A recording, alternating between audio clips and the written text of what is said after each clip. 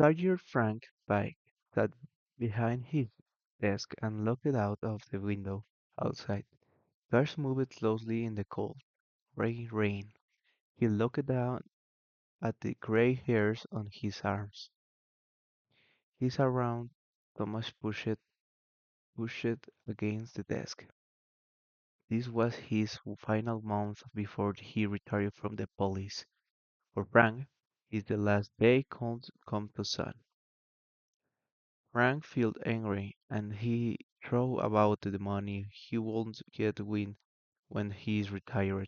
It wasn't enough money to pay for a short holiday on the cold and the rain east coast of England, where he lived. It centrally wouldn't pay for his dream, a luxury around the world cruise. Just then, Inspector Spencer came to Frank's desk. Spencer had perfect white teeth, and he was always smiling. 3 years later, early, sorry, Spencer had been promoted. Now he was inspector at the young age of 40. Frank wasn't so lucky. He had worked for the police for 40 years and he was still a sergeant. Frank knew he wasn't as handsome or friendly as Spencer. Sorry, Inspector Spencer. But Frank was better police. Frank had noise for crimes, and Spencer didn't. Spencer didn't. And so that noise made Frank could think like a criminal and solve the some most difficult crimes, and as a result, the younger man often asked for Frank's help. And and in fact, it was the only time Spencer spoke to him. Hey Frank, can I ask, can ask you something? Asked Spencer. Frank wasn't surprised. Do you know who the Bagginstons are? Spencer continued. Everyone know who the Bagginstons. We are Ronald Bagginton was the super rich owner of Bagginton Oil, and his wife, Davida, was the model together they loved showing how rich they were. They often appeared in magazines like Hello, what with their beautiful house and the collection of cars last month. Ronald had bought an enormous diamond of Tavida. The diamond sat in the large gold and the glass skies at the end of a long, red carpet. There was an alarm system to keep safe. Person continued to explain. Someone told us about the plan to steal the Baggington diamond. Frank tried to look outside was he was surprised. Peggy, the owner of the dog and dog Bob heard to local criminals making the plan, Spencer said. She asked us to keep her name secret, of course. Okay, Frank said. He waited for the question he knew would come. So Spencer asked, what should we do? They haven't committed a crime yet. Frank looked outside of the window, and he remembered his retirement money. He didn't he didn't want to be alone in his retirement, but but the money wouldn't even be enough to buy a cat. The sound of the car outside brought him back to the conversation with Spencer. He put a He put his fingers together under his chain to look, as if he was thinking. In fact, he was, he was, but not in the way Spencer expected. Listen to this, the clever way, say Frank. Let them steal the diamond of you catch them with the diamond. You can arrest them, no problem. But Frank said Spencer. But Frank said Spencer, we won't need the Paddingtons to agree, and there are always gain trying to trick criminal like that, you know. That's why you let them steal the diamond then, as if by chance you stop them for driving too fast and escape. Search the car and find the diamond. You don't need it to tell anyone that we know about your plan, and they'll go to prison. Okay. Spencer was inconformable with the ideas. Frank was suggestion, no sé cómo se dice. But he know it won't work. Frank continued. Of course, the officer who arrested them needs to be reliable. Spencer understand immediately. Are you sure you want to do it, Frank? It could be dangerous. I'll take two young officers with him. But yes, of course, I want to do it. Why? Asked Spencer. You are going to retire soon. Don't you want to take it? Don't you want to take it easy? That is exactly why. Why I want to do it. Frank replied. My last case will be my best. A few days later, Frank visit, visited, visited, visit, no, visit the dog and duck. Oof, after work. Did you get it? He asked Piggy as she have give him his drink.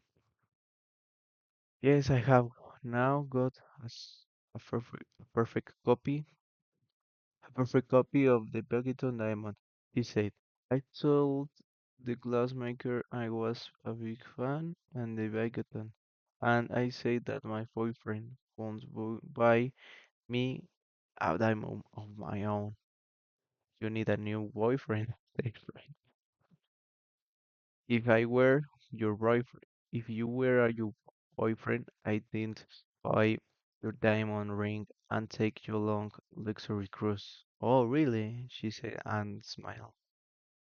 Frank was sitting in the back seat of the police car. The car was heading in a small road to the Paddington house. In the front seats were two strong young police officers. At the 20, ¿cómo sería la hora? Oh, sí, sí. A message came in the police radio, and the dives man and tollman had met outside the dog and duck, both 23, 23, 37. They got into the car. Then the man started the car and drove away from the top of the pub at the midnight. The types passed the hidden police car on the way to the Paddington house at 1 p. and 12 p.m. to 33. The man climbed over one of the garden wall, and the second hidden police team watches her climbing over, while the man waiting in the car at 7 and the 00.20, porque tiene 2 puntos. Dato importante, no tiene 2 puntos de hora. Pero bueno, the woman climbed over the wall. He had as exited the smile of her face. He ran back to the car, smiling. The man waited for her to jump, and they drove away. Almost immediately, the dive passed Frank's car, the young police officer and the driver's seat switches in on the blue lights and follow them. Inside the car, the dives we are afraid. What are they doing here? What are they doing here? The man shouted. You say turn off the alarms and say, relax, I did it, he replied. Remember, the police don't know what we done. Just be normal. Just be normal. We can walk away from this white diamond. The man stopped the car and opened his window. Is that their problem, officer? He asked. His face was red and shiny because he was so nervous. You were speeding. Well, need to give you ticket. Can you both get out of the car, please? The man still looked nervous. One officer brought the speeding, speeding ticket, and the other stood close in the case. They ran away. Frank began to search the car. Hey, what he's doing? The woman said. Would she know the game was over? Frank breathed heavily as he started looking under the seats. His hand felt something small, hard and cold under the front passenger seat. The Paddington diamond. He took a diamond and put in his pocket, and at the same time, with his other hand, he took something very similar of the crocker pocket. He held in the pot. Okay, you too, he said. You are under arrest for stealing the diamond. Oh my God! While the young police officer arrests the criminal, Frank held the evidence up for everyone to see in the light from the moon, in shown every color. Whoa, said the young police officer. You've never seen a real diamond up close. Imagine if you someone give you that a present, said the other. Just imagine, Frank grayed.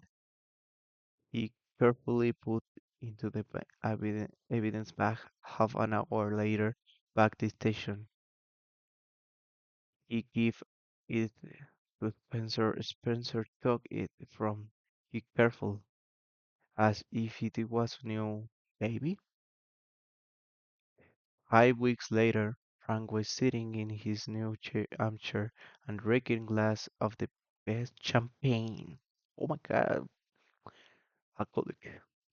His expensive new cat sat at his feet.